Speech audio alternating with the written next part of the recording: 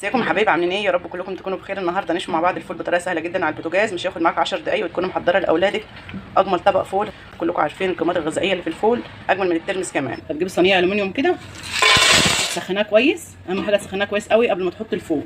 وبعد ما تحط الفول بقى ايدك فيه على طول، تفضلي تقلبي فيه لحد ما يحمر. هتشوفي دلوقتي معايا.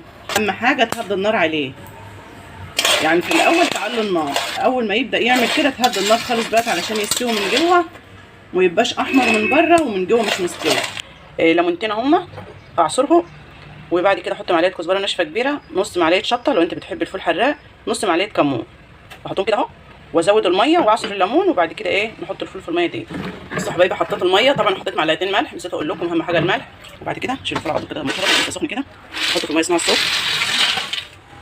طبعا بتسيبيه في الميه ديت لا يقل عن 3 4 ساعات. كل ما تسيبيه في الميه كل ما الحبايه تكبر معاكي وتشرب التوابل الحلوه دي. ولما يشرب